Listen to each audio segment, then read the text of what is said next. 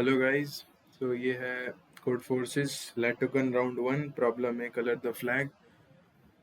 Problem काफ़ी आसान थी, जिससे नहीं होगी शायद वो इम्प्लीमेंट करने में फंसा होगा, वरना तो हो गई होगी मैक्सिमम सबसे। तो प्रॉब्लम कुछ ऐसी है कि हमें गिवन मैट्रिक्स दिया है। गिवन है एक matrix n cross m size का। उसमें जो सेल्स हैं वो तो r है या w है या डॉट है। r मतलब रेड कलर, w मतलब वाइट, डॉट मतलब ब्लैंक। अब हमें करना क्या है? हमें करना है कि ब्लैंक को या तो रेड से या तो वाइट से फिल करना है, जिससे कि एक कंडीशन सेटिस्फाइड रहे। ये वाली कंडीशन क्या है कि every red has white neighbours and every white has red neighbours. मतलब समझ रहे हो ना कि हर रेड का वाइट होना चाहिए नेबर। और नेबर मतलब एडजेसेंट साइड जिसकी वो शेयर होती है, वो मैं दिखाता हूँ क्या। और रेड का वाइट होना चाहिए, वाइट का रेड होना चाहिए। ऐसे ही हम अगर कुछ कर पाएँ, ब्लैंक को फिल कर पाएँ, तो यस प्रिंट कर दो और आंसर प्रिंट कर दो जो कि फाइनल मैट्रिक्स होगा। अदरवाइज नो प्रिंट कर दो। तो इसको देखते हैं फटाफट।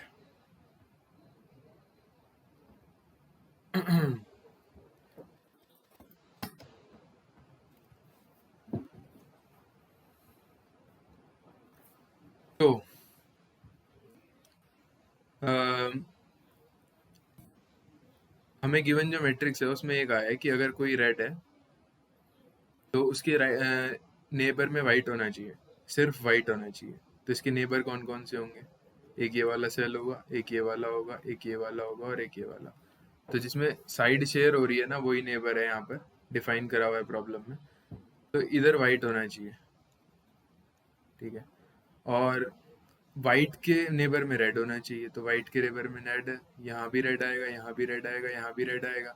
इस वाइट के भी रेड होना चाहिए, तो यहाँ भी रेड। ऐसे कर करके इस वाइट के भी रेड आएगा, यहाँ वाइट आएगा क्योंकि रेड के नेबर में वाइट है। तो ऐसे कर करके अगर आप कंस्ट्रक्ट करोगे ना, तो ये कुछ मैट्रिक्स ऐसा बन जाएगा। R W R W R W जितने भी कॉलम्स हैं, फिर W R W R W R, ऐसे ही। फिर यही रो यहाँ रिपीट होगी, यही यहाँ पर होगी, फिर ऐसे रिपीटिशन चलती जाएगी। लेकिन सिर्फ एक ये पॉसिबल आंसर नहीं होगा, क्योंकि अगर मैं इन दोनों रोज को एक्सचेंज कर दूं, अब मैंने यहाँ पर रेड का एग्जांपल लिया था, तो यहाँ पर मैं अगर एक कॉलम और ऐड करना चाहूँ यहाँ पर, ये वाली, तो क्या होगा? रेड के नेबर में वाइट होना चाहिए, वाइट के रेड होना चाहिए, रेड के वाइट होना चाहिए, और ऐसे करके। तो ये आंसर जो है ना, एक तो ये था पॉसिबल आंसर। दूसरा क्या हो जाएगा?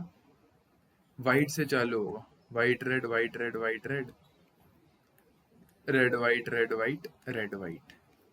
तो यही फिर अगला रिपीट, फिर यही। तो मतलब ये दोनों सेम ही है, बस रोज और दो रोज इंटरचेंज है। फर्स्ट सेकंड आपस में चेंज हो गई, 3 4 आपस में चेंज हो गई, ऐसे करके। तो ये सेकंड पॉसिबल आंसर है।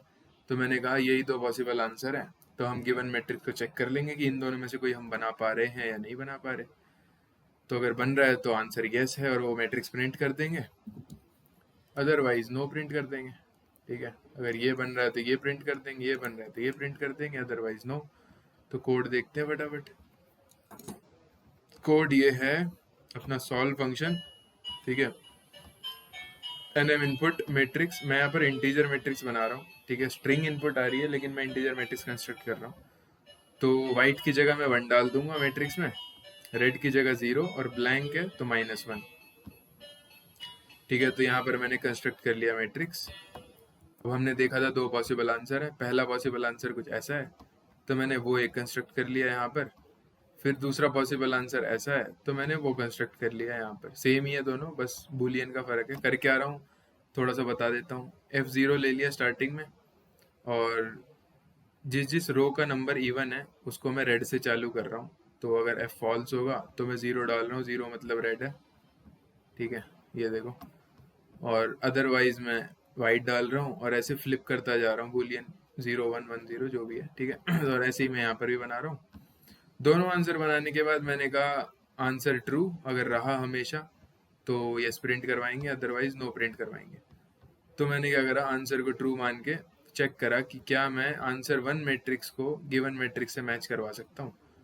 तो यहाँ पर मैं चेक कहाँ पर करूँगा? तो जो ब्लैंक है वहाँ पर तो मैं कुछ भी डाल सकता हूँ, तो उसको तो मेरे को चेक ही नहीं करना। तो check the non already filled, already filled cells. तो ऑलरेडी फिल सेल्स में -1 तो नहीं होगा, तो मैंने कंडीशन लगाई जब अरे आई जे -1 नहीं है तो वहां पर रेड या वाइट होगा।